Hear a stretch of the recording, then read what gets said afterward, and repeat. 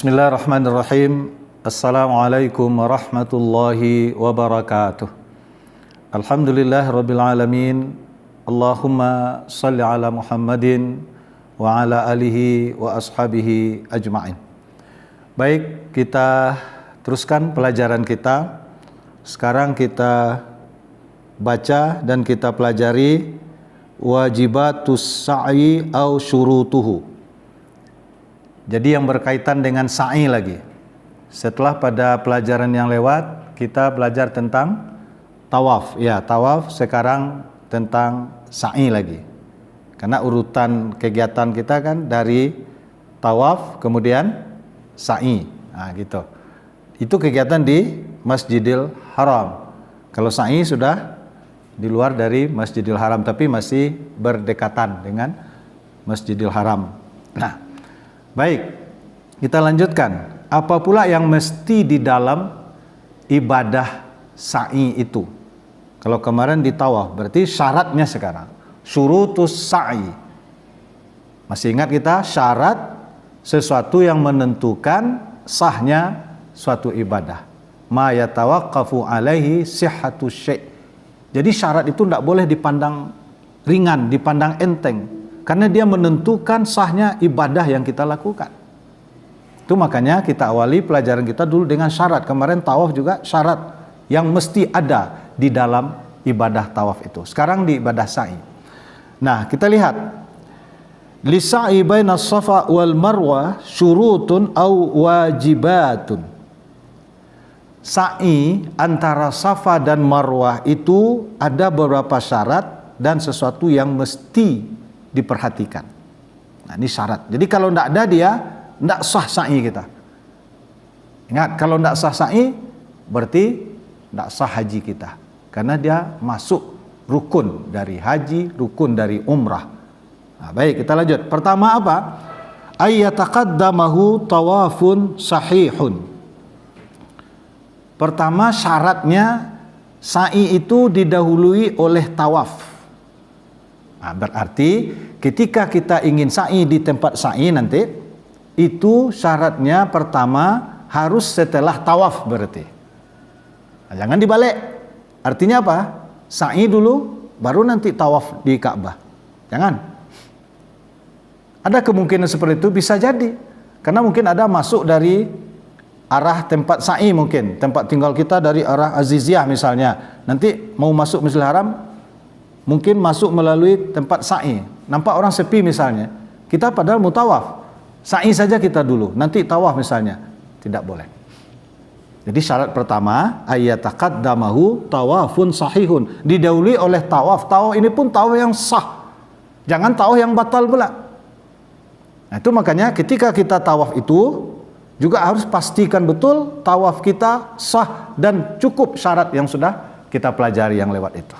Nah, ini ingat, ini satu. Kemudian yang kedua, at-tertib. Ini juga syarat mesti nih.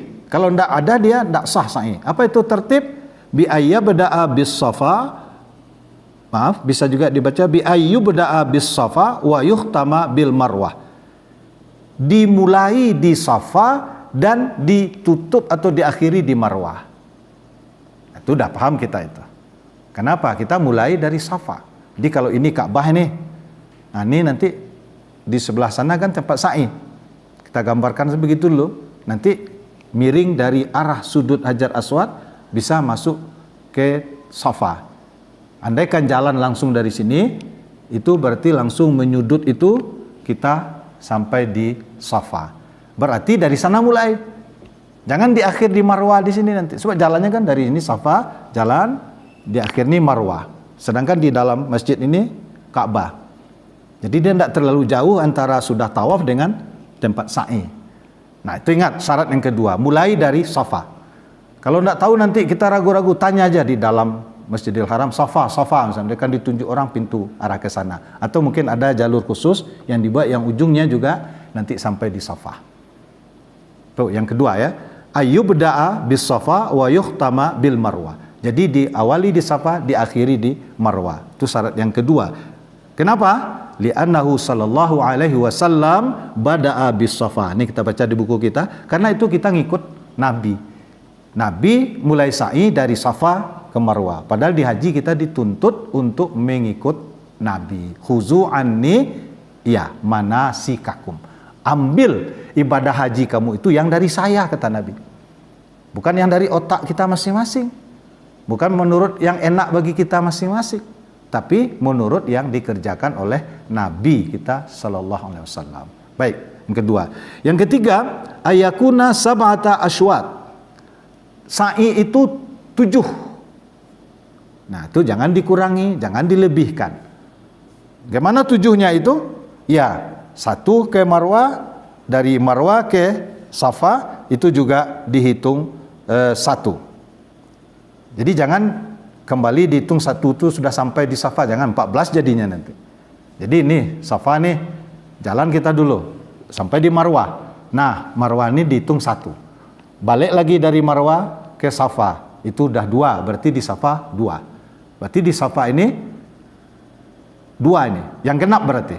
Jalan lagi ke Marwah 3, berarti di sini ganjil terus. Jalan lagi ke Safa 4, jalan lagi ke sini 5, jalan lagi ke situ 6, jalan lagi 7, akhirnya di Marwah. Berarti di Safa ini bilangannya genap, berarti 2, 4, 6. Jadi kalau orang bertanya, udah berapa sa'i ibu atau bapak? Padahal orang bertanya di Safa. Jawabannya kalau enggak 2, 4, kalau enggak 6. Karena di sini genap.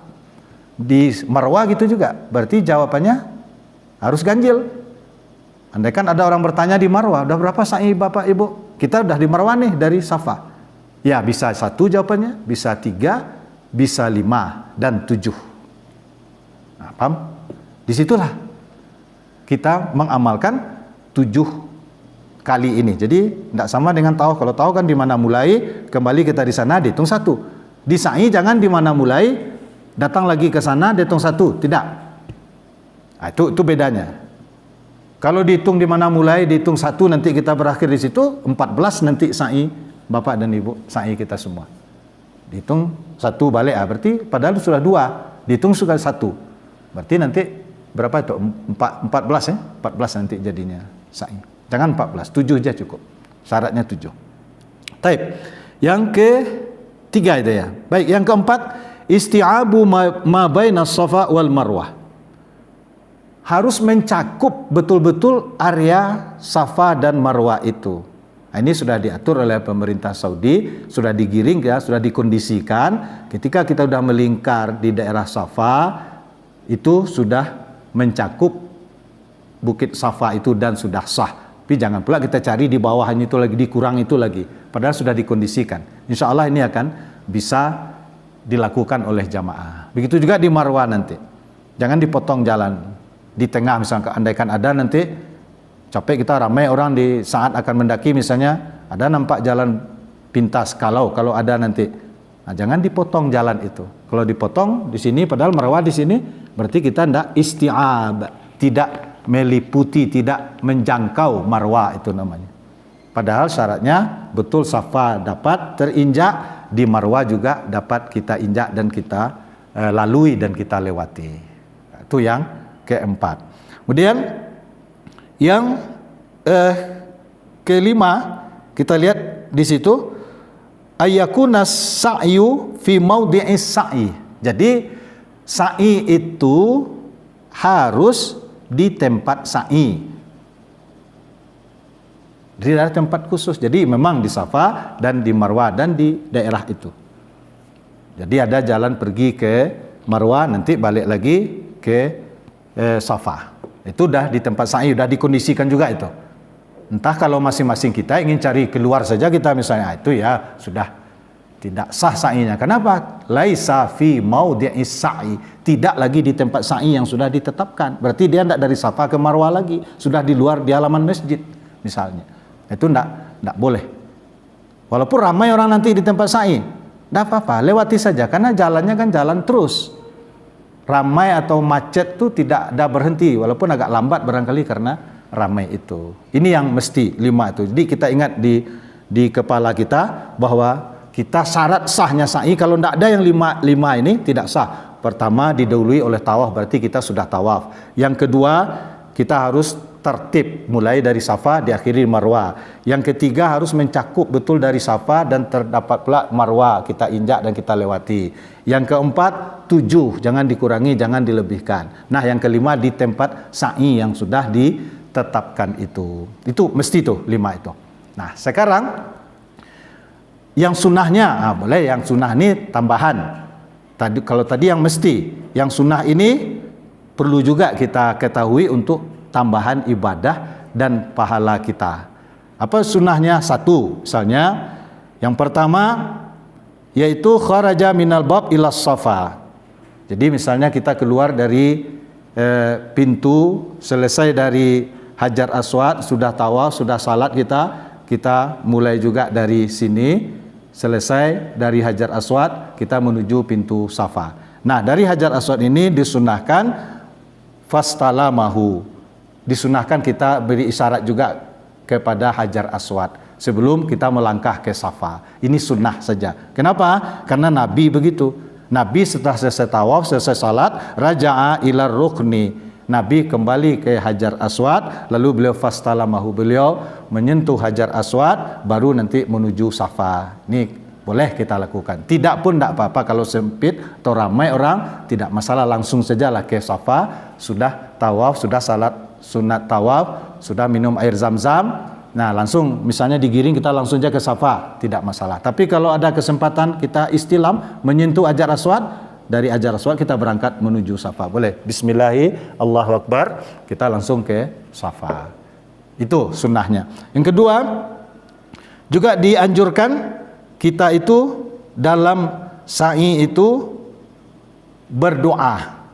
Nah, jadi ketika sampai di Safa, ya, fastaqbalal qiblata fawahhadallah wa kabbara. Jadi pas sampai di Safa nanti dianjurkan kita menghadap ke Ka'bah. Jadi ini Safa ini, Bapak Ibu udah sampai di sini. Lihat ke Ka'bah. Ka'bah biasanya nampak di Safa. Lihat Ka'bah di sini, menghadap ke Ka'bah, dari situ kita berdoa. Diawali dulu dengan baca takbir, besarkan Allah, Allahu Akbar, Allahu Akbar. Baca itu, la ilaha illallah wahdahu la syarikalah, sampai wahazamal ahzaba wahdah. Takbir yang biasa dibaca ketika lebaran itu. Nah, itu sunnah, tidak mesti. Jadi kita baca, insya Allah bertambah pahala kita. Lalu setelah itu apa? Nabi setelah melakukan atau mengucapkan takbir tadi, summa da'a baina zalik, Nabi berdoa setelah itu. Nah, berdoa qala misla hadza salasa marrat, ini dilakukan 3 kali.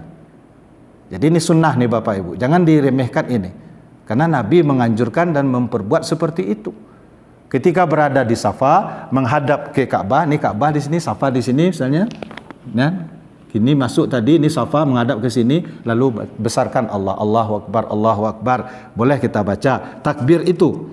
Nah, di takbir berisbah bacanya macam-macam, tapi dari kitab yang sudah Bapak Ibu baca itu kan sama itu. Allahu Akbar, Allahu Akbar, Allahu Akbar.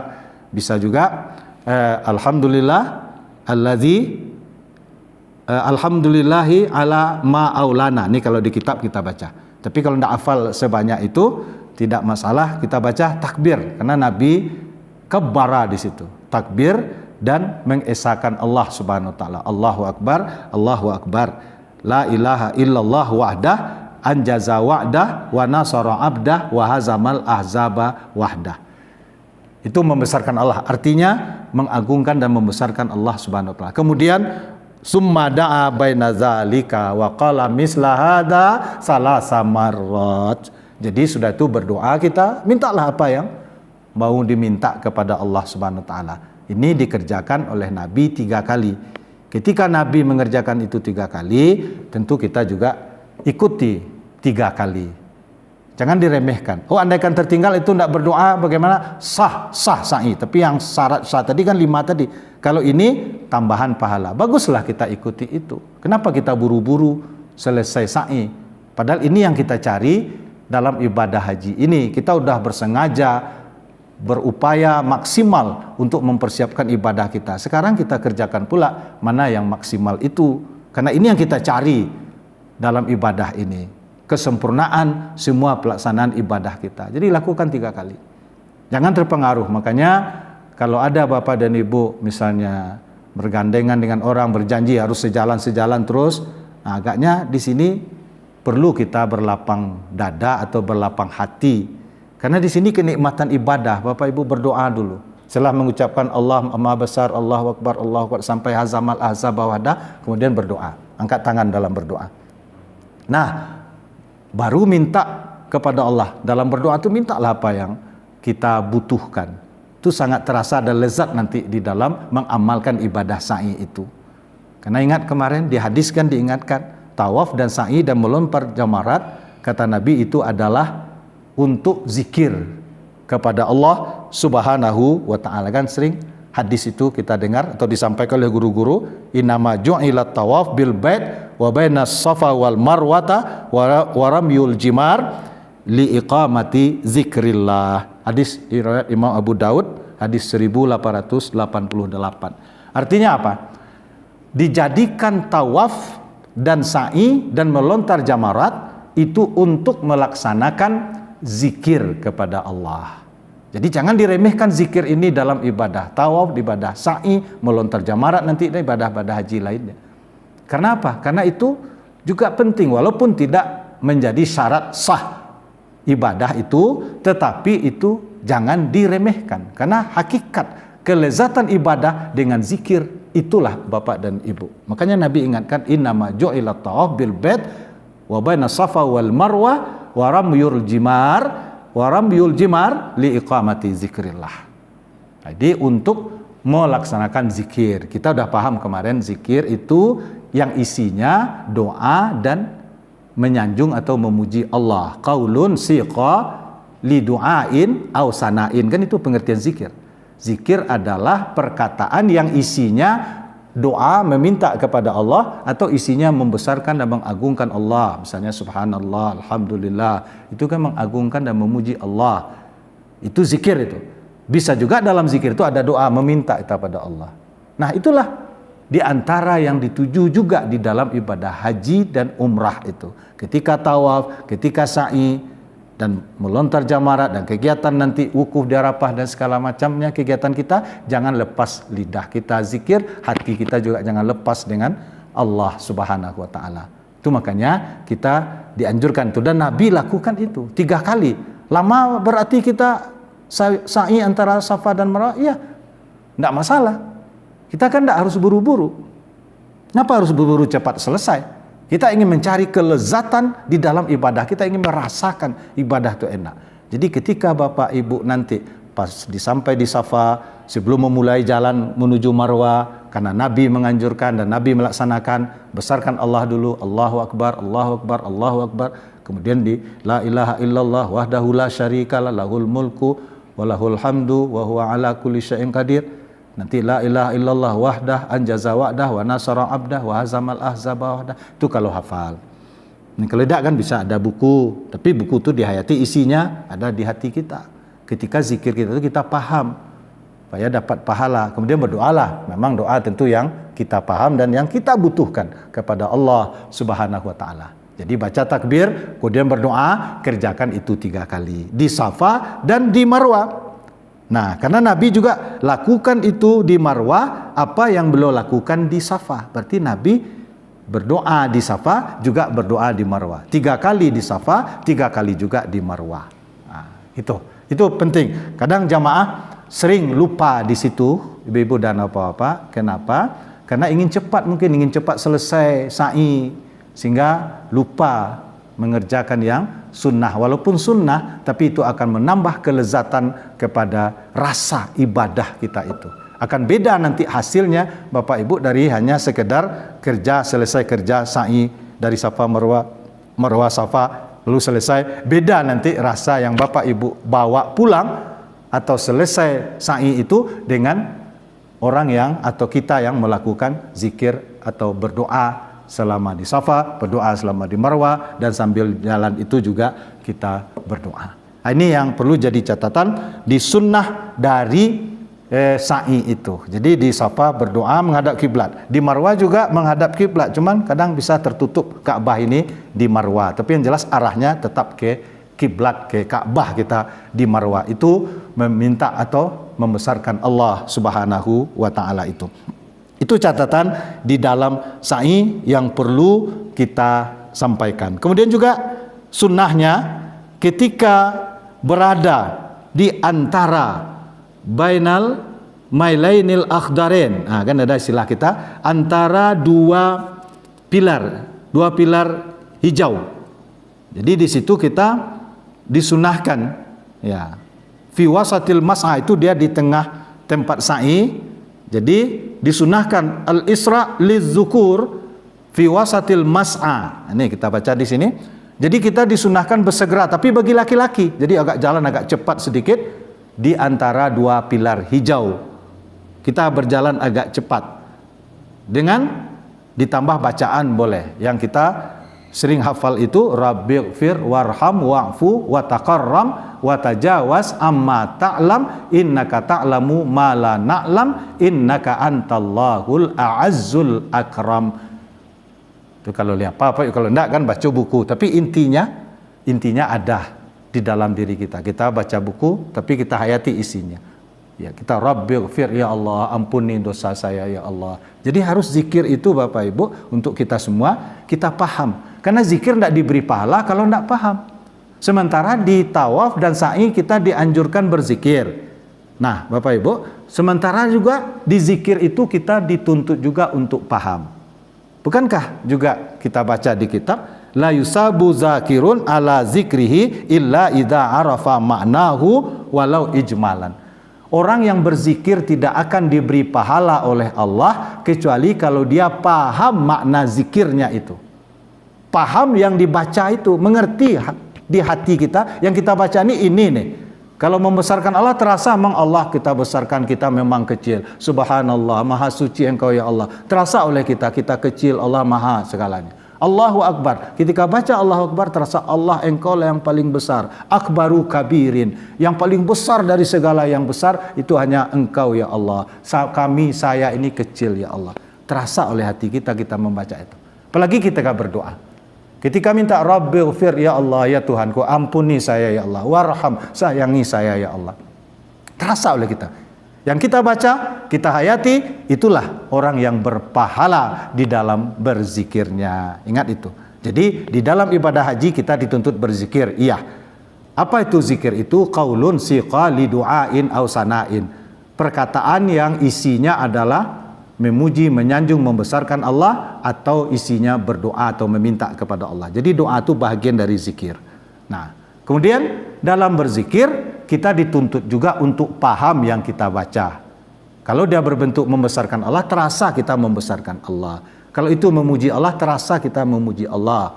Kalau itu berdoa, terasa betul yang kita minta kepada Allah Subhanahu wa ta'ala itu. Kerjakanlah ini. Supaya kita betul-betul mengamalkan ayat Allah wa atimmul hajja wal umrata lillah, dan sempurnakanlah haji dan umrah itu karena Allah Subhanahu wa taala. Jadi di haji dan umrah itu ada perintah Allah sempurnakan. Bukan hanya yang syarat-syarat saja, tapi juga yang sunnah yang dianjurkan Nabi, yang dikerjakan Nabi itu kita lakukan juga. Karena Nabi memerintahkan langsung. Seperti salat. Kalau salat kan Nabi sallu kama ra'aitumuni usalli. Salatlah kamu sebagaimana kamu lihat saya salat, kata Nabi. Di haji begitu juga. Khuzu anni manasikakum.